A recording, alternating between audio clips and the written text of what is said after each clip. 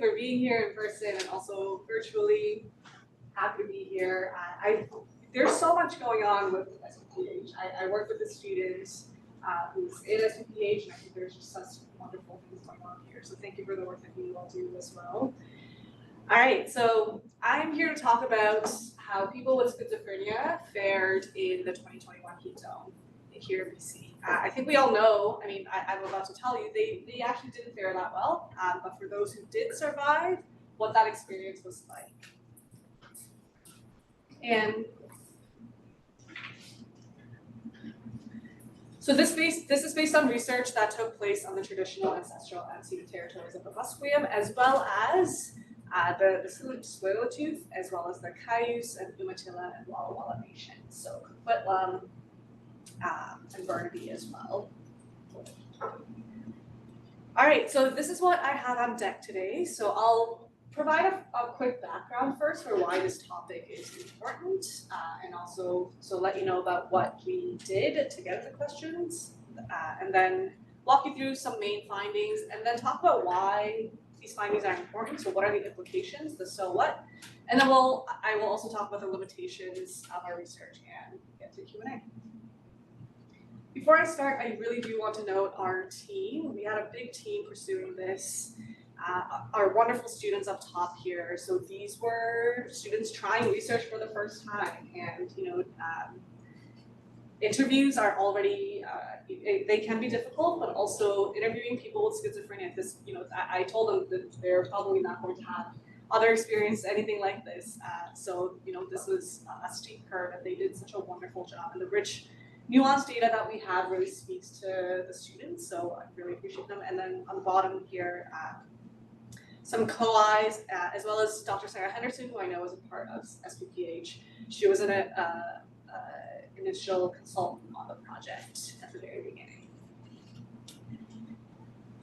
So before I dive in, I want to address this question that you might have. So in my long bio, if you have heard, I am in the School of Kinesiology. And if you think kinesiology, you might think, these images might come to mind.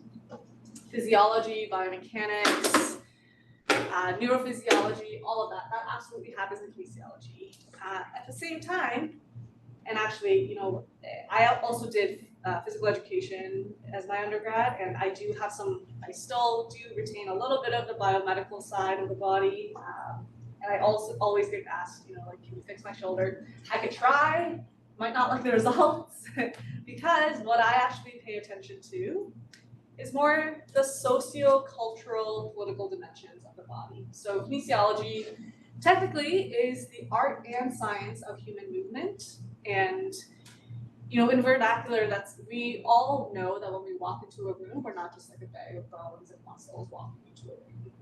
We are more than our physiological selves. We are also our cultural identities, our ethnicities, our sexual orientation, religion, like all the different axes of identity that make us who we are.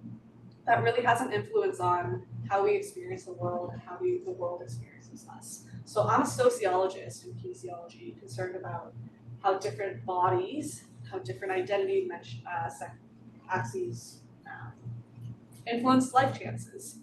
And that manifests into this research because we're essentially taking schizophrenia not just as a pathophysiology, but people with schizophrenia are also often lonely bodies, are isolated bodies, are feared bodies, are stigmatized bodies, and we really did see all of these factors come into play, as you'll see in the findings as well. So to get started, to set the tone, here's a first poll question. People with schizophrenia make up 1% of the BC population as well as the Canadian population. What percentage do you think they constituted all heat-related mortalities during the 2021 heat zone? I'll give 30 seconds for folks to answer.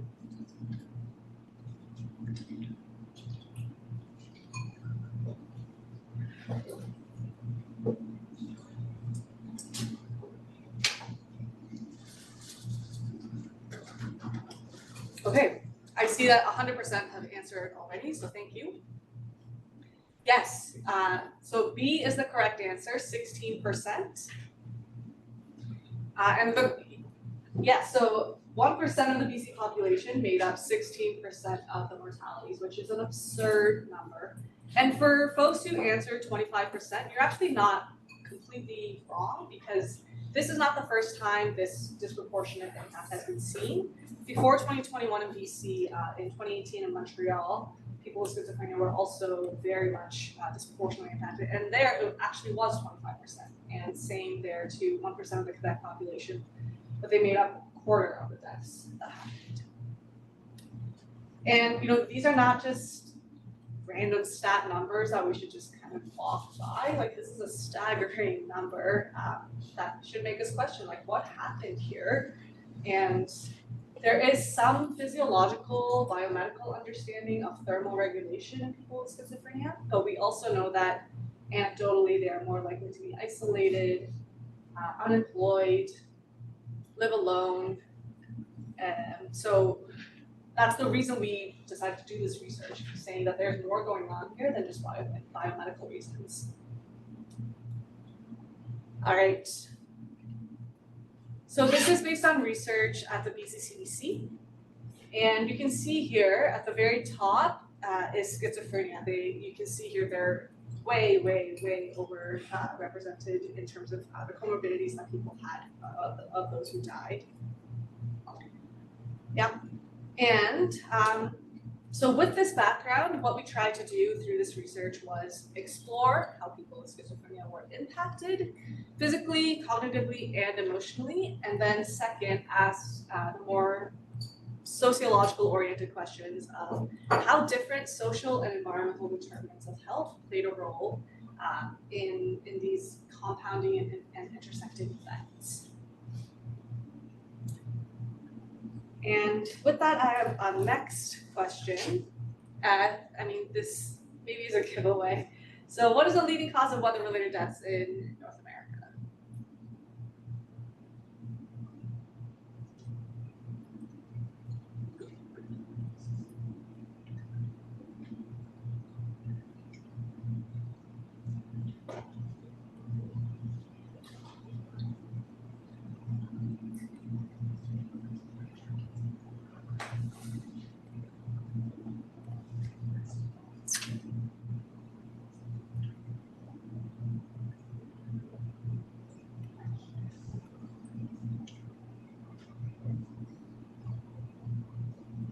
All right, I think we see a clear trend here. You're totally right, it's extreme heat.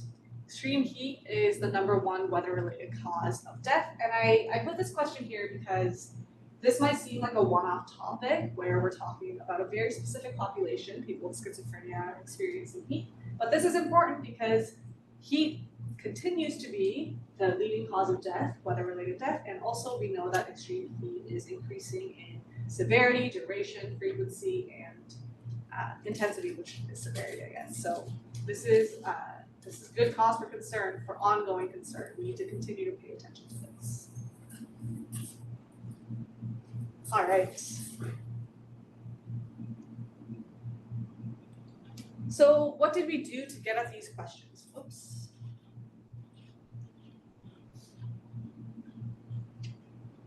Do I need to worry about that or not? Okay.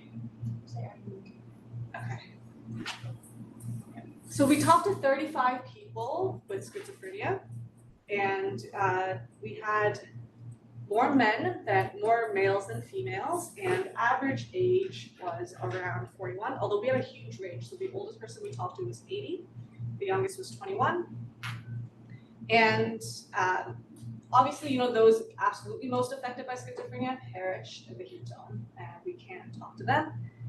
So these were our criteria were that they had to live through the heat zone in community settings, so not in supervised clinical settings during the heat zone, and could autonomously consent to the research. So of our sample, all but 2 used substances during the heat zone, and this is important context as we'll see later. And I think, especially given the setting, so that we said that you could live anywhere in Metro Vancouver, in BC, and most were around from here, Metro Vancouver, and it really does speak to the compounding challenges that this population does face. So many of them, I think within BC at least, Dr. Christian Schutz, his research in faculty medicine shows that about 70% of people with schizophrenia also use substances, and we very much did see that here. And it was all but 2. And 28 of 35 were fortunately securely housed or in supportive housing during the heat dome. 6 of them were experiencing homelessness during the heat dome, and 26 of them, so majority of them, were living alone. They were single. They were single and living alone. And where did we mostly recruit from? So this was a big challenge. We first actually tried through the BC Schizophrenia Society, which is an organization that supports families and caregivers of people with schizophrenia. But actually, mostly, not many actually came through there, but where we did have a lot of interest was actually from clinical settings. So again, even though they were in clinical settings at the time of the interview, during the heat dome, they were in community settings. So cohort A is from a mental rehabilitation facility in Coquitlam. Cohort B is from Vancouver Coastal Health Wards, and cohort C is people currently just living in community settings now that we got connected through Vancouver Coastal Health's mental health and substance use clinics. This is where the clinician co-Is really came to help, because otherwise it would have been really hard to reach them. All right, so we conducted semi-structured interviews from October to February of 2023 to 2024. Then we transcribed using Otter AI, and then we did qualitative thematic analysis using Deduce.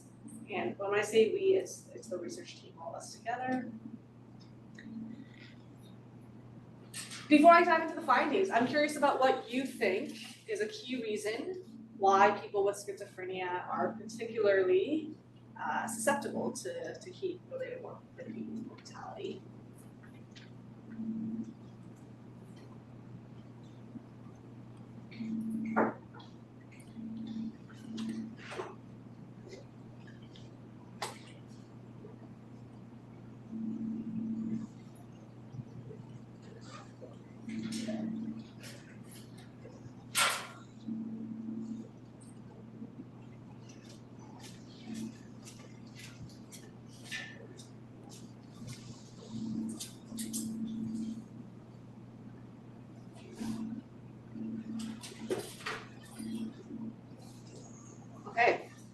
I know that I have the right crowd here. I mean, you all know probably the pathophysiology better than I do. So the answer correct is A, many medications interfere with the body's ability to regulate temperature.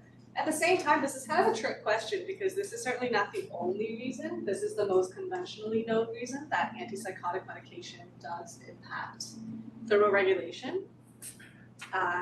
But we already kind of knew that going in. We wanted to explore other reasons.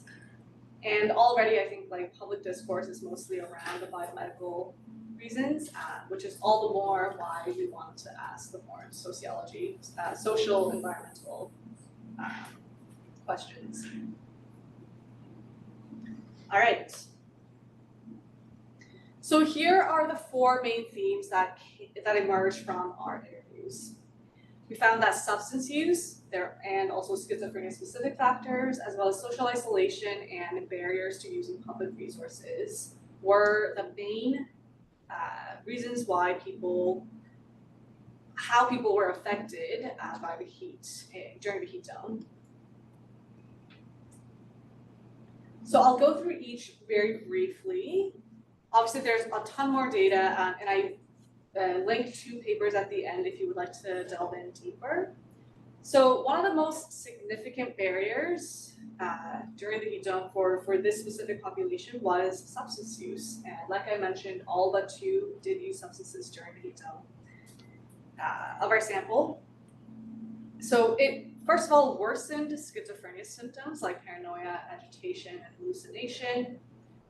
So one participant here says, alcohol causes aggravation. It becomes you to become, really mad.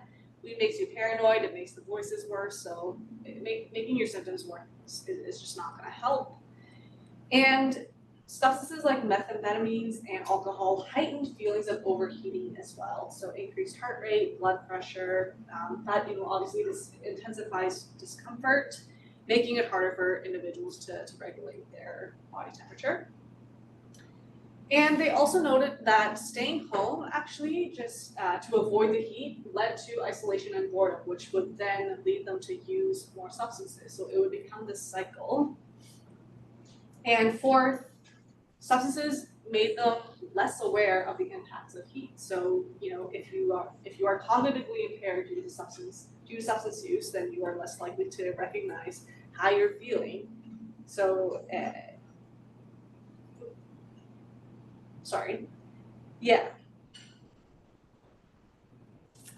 also, obviously, if you are less aware of how you're feeling, you are less likely to also reach out for support.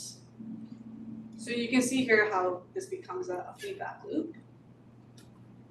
Next, we have schizophrenia-specific symptoms. So things like symptoms like paranoia and delusional thinking. That made seeking relief from the heat a lot more difficult for the participants. So under the stress of extreme heat, one's mental state and perception of ability to cope is definitely altered. It might trigger thoughts of paranoia or depression. It also leads to avoidance of others. So especially for those who who were experiencing voices, they would say, oh, if I go to public spaces, then the voices in my head is amplified. So I'm gonna avoid places like cooling centers. So that again is another barrier for folks to access help. And participants also express difficulty in actually interpreting physical sensations of heat. So that's actually a symptom of schizophrenia, not being able to interpret what's going on in your body, and that's clearly going to be a risk factor if if part of coping and a response is to accurately recognize what's going on in your body, and if that's not happening, that's not going to be very helpful. I don't know why this is moving on its own. Lastly, the isolating nature of schizophrenia really further created a barrier to effective heat management. So again, this is things like voices in their heads and that of preventing that from getting amplified. So it became a situation where they had to choose between addressing and mitigating their own schizophrenia symptoms versus being thermally comfortable and thermally safe. Next, stigma and social isolation. So stigma was a really big finding for being a really significant barrier to seeking help. Not just seeking help, but social connection in the first place. So if you follow heat-related research, there's a ton saying that obviously mechanical cooling is helpful, yes, but actually it's people checking in on people, social connections. That's the most helpful. That creates such a significant buffer for people to stay safe. And there's actually a really interesting stat from BCCDC where people with dementia, actually their rates of dying actually decreased during the heat zone. And BCCDC folks are assuming or guessing that that's actually because that is the group that we are most likely to check in on when crises like this happens. So they experienced, a lower case, whereas people with schizophrenia, not exactly a group that we check in on, conventionally speaking at least. So they emphasize that, for many reasons. So stigma being one of them, and one participant specifically said, actually, yes, there's a lot more, comfort around talking about mental health, like depression and anxiety, but mental illnesses like schizophrenia, there's still such a unique fear associated with it and stigma associated with it. So this person, every time there's a stabbing, someone would say, oh, that was by someone with schizophrenia. And they're aware of that, which makes them also hesitate. First of all, revealing their diagnosis, and also not being around people who fear their bodies. And similarly, another participant expressed that they wanted to avoid getting help because,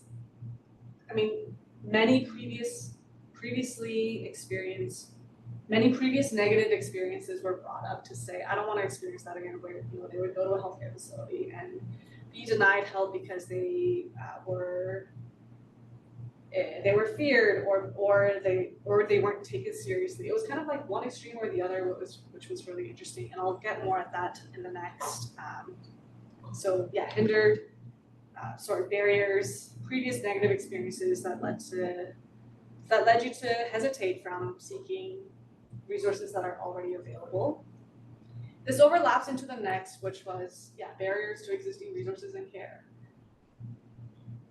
So when I talked about the two extremes, whether you were taken as you were too extreme on the danger spectrum, or you were not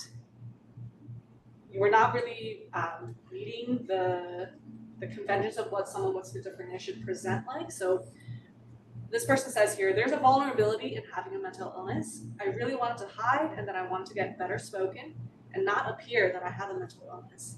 And then when I get more well-spoken, then I can't get help for mental health anymore. So they're in this bind where they're trying to fit this social norm of what a normal person should be like in order to function and receive services, access services like a normal person. And I really put that in quotes here.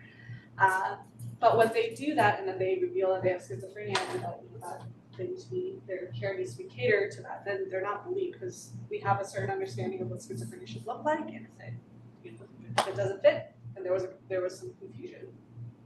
This person actually also mentioned this person is an engineer, and they, even when they go to claim their PW, the persons with disabilities benefits, because they're self-employed and they do qualify, and then they also mentioned that they have schizophrenia, they are asked and they're questioned about their diagnosis because they speak a certain way, they present a certain way. So, and I think this functionality paradox is not applicable only to schizophrenia, but to many mental illness conditions. So, what do we do with all of this? What are the takeaways here? What's the so what of these findings? The findings tell us that heat vulnerability among those with schizophrenia is a really complicated tapestry woven with threads of social and environmental and health-related factors. So here are 4 that I will speak to in more detail. First, so what is unique about schizophrenia that heightens vulnerability to heat? We acknowledge that a lot of what we found can actually be applicable to those with other mental health conditions as well. So we've thought a lot about what is it specifically about schizophrenia that heightens heat-related vulnerability so much. So from that, we think what we can come up with is that symptoms specific to schizophrenia, like delusions and lack of awareness, that impedes recognizing heat-related risks, which increases vulnerability to illness and also isolation from support, which means that we need more tailored interventions. And of course, stigma and the functionality paradox. This also means that there's going to be challenges on, or we should challenge ourselves to think about what do we consider a disability, like what becomes disabling when, and why do we think that? And I think this, the combination of stigma and functionality paradox very much is unique to schizophrenia, especially in this climate of where mental health is becoming more totally acceptable to talk about, and it's not something that someone should be ashamed about, and yet unique to schizophrenia is still very much prevails. Which leads me to say, this is not a them, as in people with schizophrenia problem, it's an us problem, people without schizophrenia. We are setting up an environment where it is easier for people with schizophrenia to retreat and would rather be alone and not have to deal with the discomforts. So I think it is important to do a flip of this question here. What are the takeaways for us, rather than just thinking about what should people with schizophrenia do? I think the question should also be, what should we do as members of the public, care providers, public health officials, etc. Second big takeaway is that substance use and homelessness intersect to heighten vulnerability to heat for individuals with schizophrenia, leading to impaired judgment, dehydration, and prolonged exposure to unsafe conditions. Psychoactive substances and lack of shelter reduce individuals' capacity to manage heat effectively. So, I mean, that's, everything from the micro scale, like having access to clean drinking water consistently, to having shelter, of course, to be physically safe. And substance use also complicates interactions with medications, and there's ongoing research around this, and that the interactions that can exacerbate schizophrenia symptoms, and obviously all of that combined with homelessness or precarious housing, limited access to cooling, support networks, all of this is going to make things a whole lot worse.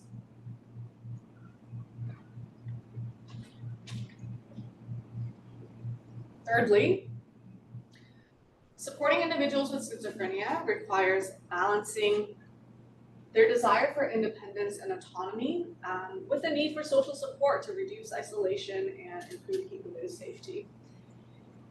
So this is a fine balance, right? So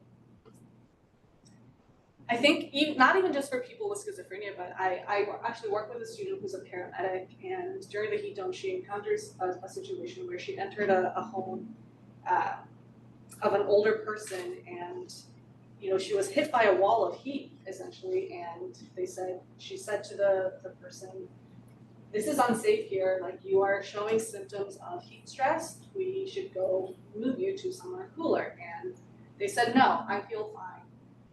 And paramedics, I don't know too much about paramedics, but she said that they legally cannot forcibly remove someone unless it is to an emergency room.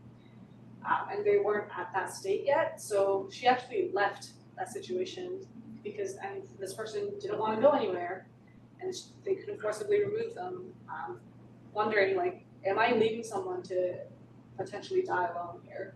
So there's interesting ethical questions here to ask about, respecting the need for autonomy and the need for care provision, that I think is a tough one to answer.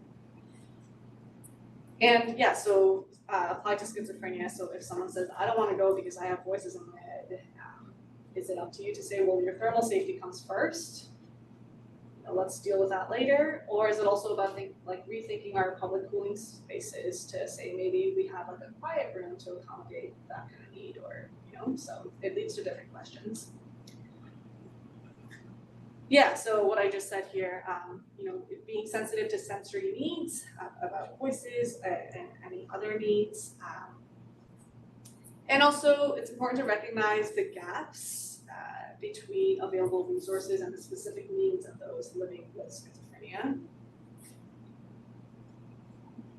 And lastly, and this is our biggest takeaway and perhaps the most obvious one, so overall, it was really clear that the broader social and environmental determinants of health, like low income, inadequate housing conditions, and social isolation, really worsened heat-related risks. And I really want to emphasize, embedded throughout all the findings was a really deep-seated notion of health as an individual responsibility, just like very much solely an individual endeavor, which is very much, reflective of the dominant paradigm that we live in. And of course, yes, and health is and should be an individual responsibility, but not just that. It should be an individual responsibility in a system where that individual effort is supported structurally, and where everyone has the equal access, equal opportunity to, for their efforts to even matter. This really came up in our answers. We would ask them, like, what would you do differently? Or like, what do you wish could have been different during the heat dome? And people would answer with things like, "Oh, I wish I had like a cold bandana or more water." Nobody said, better. I mean, a lot of people did say AC, obviously, but nobody was like, support networks, policy where the AC is free. It became about like, I'm unable to afford AC, so like, of course I'm just good at. Some people even like blame themselves for not knowing better. That was a really prevalent sentiment. And yeah, things like, income support, housing support, because ultimately all the barriers that they talked about could be traced back to these structural systems, and but none of that really came up as like something on their wish list to have a better experience next time. And again, this isn't a surprise.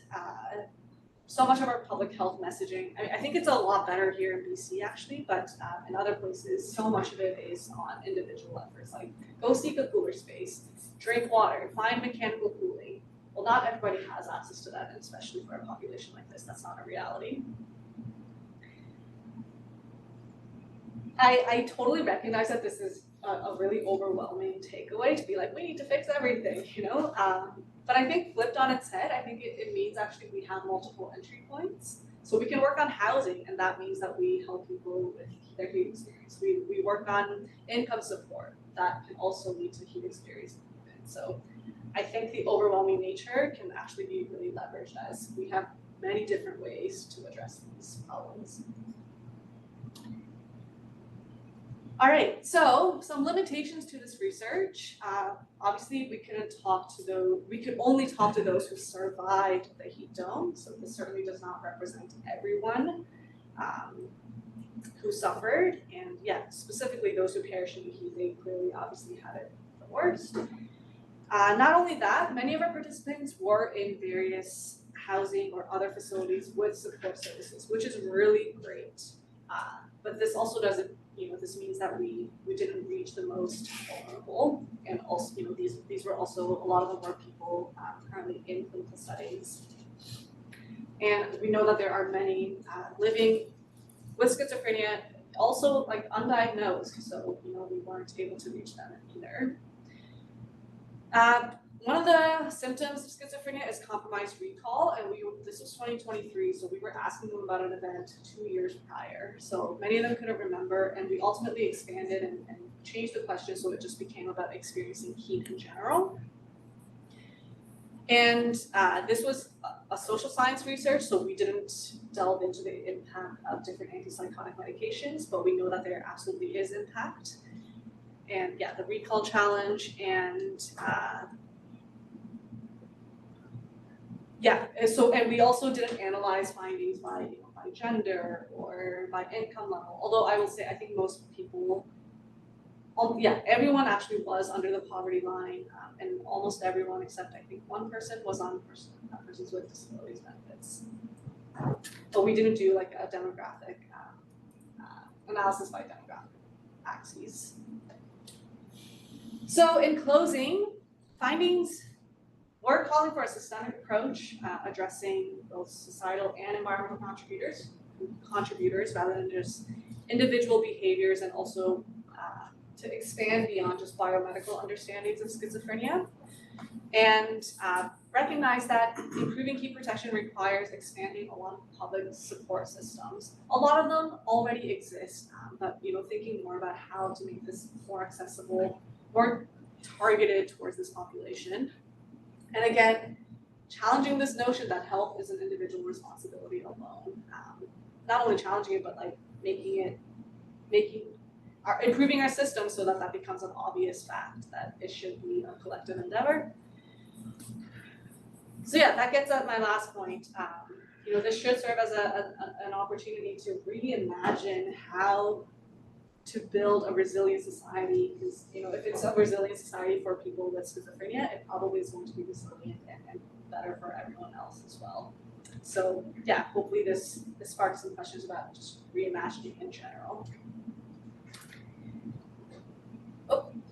So yeah, if you would like more details, we have 2 publications out. The first one in IJERPH is a lot more descriptive in terms of how people coped, what they did. The second one in social science and medicine is a lot more of a, okay, what do these findings mean from a social science perspective? So yeah, and I'll wrap up by saying thank you to Health Canada, who was the funder of this research, the Climate Change and Health Office, Dr. Sarah Henderson for the initial consultations in the beginning, and Vancouver Coastal Health staff, as well as BC MHSUS and BC Schizophrenia Society.